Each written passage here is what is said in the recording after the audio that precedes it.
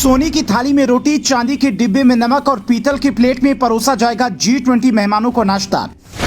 जिस टेबल पर परोसा जाएगा खाना उसकी कीमत है लाखों में। खाते वक्त दिखाई जाएगी अखंड भारत की तस्वीर।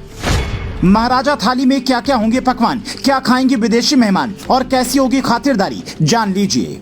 G20 के मेहमानों की ऐसी खातिरदारी होने वाली है, वो इसे सालों तक याद रखेंगे। हो सकता है कई विदेशी मेहमान यहाँ से सोने चांदी के बर्तन भी साथ ले जाएं, क्योंकि इससे पहले बराक ओबामा जब हिंदुस्तान आए थे तो उन्हें बर्तनों का डिजाइन इतना पसंद आया था कि जिस बर्तन में खाना खाया उसी को पैक करवाने लगे थे, लेकिन बाद में उन्हें नया दिया गया था। इस बार विदेशी मेहमानों के लिए एक अलग किस्म के बर्तन डिजाइन किए गए हैं। खबर है कि एयरपोर्ट पर उतरते ही पहले फूलों से उनका स्वागत होगा, फिर सारे मेहमान अपने अपने होटल में जाएंगे। उसके बाद उन्हें पीतल की प्लेट में पहले नाश्ता परोसा जाएगा। उसके बाद सोने की थाली में रोटी, चांदी की कटोरी में सब्जी, चांदी के चम्मच और चांदी के ही डिब्बे में नमक परोसा जाएगा। खास बात ये होगी कि इस बार उन्हें विदेशी खाने की बजाय मोटा अनाज दिया जाएगा और ये भी एक प्लानिंग का हिस्सा है। उन्हें ज्वार, बाजरा और रागी से बना व्यंजन परोसा जाएगा, क्योंकि राजा महाराजा के जमाने में सोने और चांदी के बर्तनों में मेहमानों को खाना परोसने की परंपरा रही है। इसीलिए इस बार भी इसका बाखूबी ख्याल रखा जाएगा, ताकि जो लोग ये कहते थे कि भारत गरीब देश है वो समझ सकें कि भारत वास्तव में कैसा है।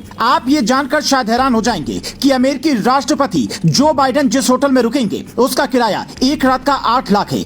वो आईटीसी मौर्या का स्वीट चाणक्य है, जबकि ब्रिटेन की पीएम ऋषि सुनक होटल शांग्री ला में रुकेंगे। ऐसे ही करीब 25 वीवीआईपी होटल वर्ल्ड क्लास नेताओं के लिए बुक किए गए हैं, जहां पर उनके नाश्ते और खाने के लिए विशेष इंतजाम किए गए हैं। विदेशी मेहमानों को महाराजा थाली परोसी जाएगी, जिसमें देसी विदेशी और कई तरह के व्यंजन होंगे। जिस बर्तन में इन्हें खाना दिया जाएगा उन्हें बाकायदा R&D लैब में टेस्ट किया गया है, परखा गया है। दिल्ली के कुल 11 होटल में 5 से 6 कटोरी, चम्मच, थाली और चांदी के डिब्बे पैक करवाकर भेजे गए हैं। खास बात यह है कि हर बर्तन को बनाने में भारत की सभ्यता, संस्कृति और विरासत का विशेष ध्यान रखा गया है। उनकी नक्काशी इतनी बारीकी से की गई है कि हर प्लेट में आपको कुछ न कुछ अलग दिखेगा। ऐसा कहा जा रहा है कि मोदी सरकार मेहमानों को इसके जरिए अखंड भारत की तस्वीर का संदेश देना चाहती है, क्योंकि जब बात प्राचीन काल की होती है, उस दौरान की विरासत की होती है, तो सबसे बड़ी विरासत अखंड भारत की बात भी आती है। इसीलिए 123 एकड़ में फैले प्रगति मैदान के कन्वेंशन सेंटर में कई ऐसी चीजें रखी गई हैं जिनका अखंड भारत से गहरा नाता है। तेजी से बढ़ते इस डिजिटल जमाने में भारत ने AI एंकर से विदेशी मेहमानों का स्वागत करवाने का फैसला लिया है। उसके बाद 10वीं शताब्दी के लोकतंत्र की तस्वीरें और सिंधु घाटी सभ्यता से लेकर प्राचीन काल में भारत की सीमा विस्तार तक की बड़ी बातें ही ऐतिहासिक तरीके से भारत विदेशी मेहमानों को प्रस्तुत करेगा।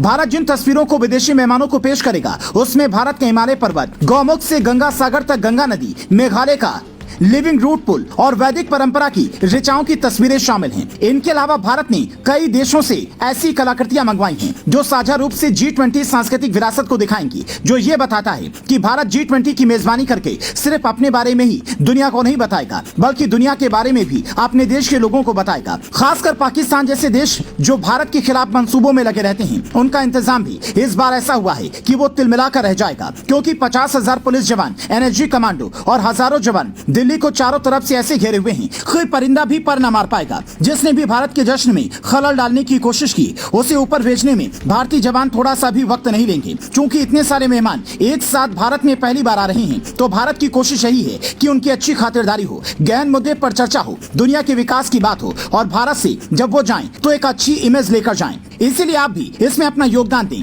कई विपक्षी नेताओं की तरफ से ये ना पूछें कि इसमें हमें क्या मिलेगा, क्योंकि जब देश में कुछ अच्छा होता है तो हर देशवासी को गर्व होना चाहिए।